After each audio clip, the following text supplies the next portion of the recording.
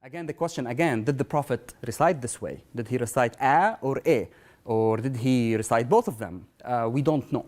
Even the information we have from the classical sources, actually, they don't tell us how the Prophet recited.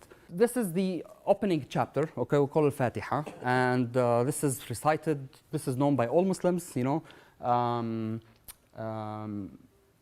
All Muslims know it by heart because you use it 5 times when you pray, okay? So whether you are like 2 years old, 3 years old, or like a 70-year-old man, everyone knows this. It's a very short surah, and it's known by heart. Now, the interesting thing about this chapter is that, like other chapters in the Quran, that it shows many variations. The video I'm going to play here is by an Egyptian reciter, Salim Antar. His name is Salim Antar, and actually he died. He was the last Azhari Egyptian, basically Quran reciter, to have an official certificate in reciting non-standard Quranic reading. Bismillahirrahmanirrahim. Elhamdülillahi Rabbil Alemin. Errahmanirrahim. Maliki yevmiddin. İyyâke na'budu ve iyyâke nestaîn. İhdines sıratal mustakim.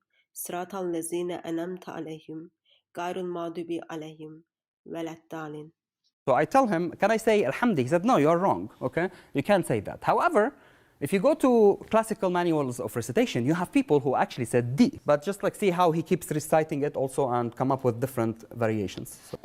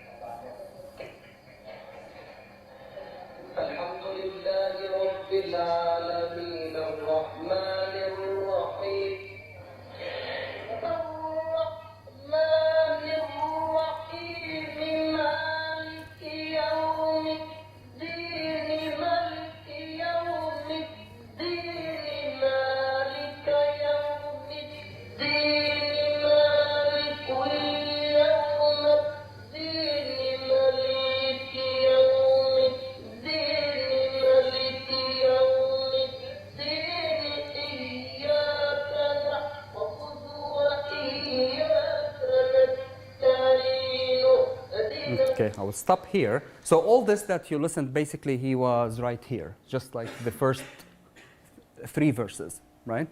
Again, if you are not initiated in the discipline, you won't really know the differences. There are very big differences. For example, Maliki versus Maliki. So you have a short vowel and a long vowel, which makes a difference in the meaning. So one is king, one is owner. That's a textual difference between the two.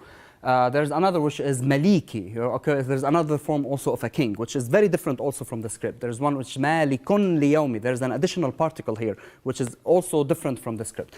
So as you can see, there are other variations which are dialectal, or it's not obvious here, but he said Ar-Rahman, for example. That's what we call A to E shift. Again, the question again, did the Prophet recite this way? Did he recite a or a?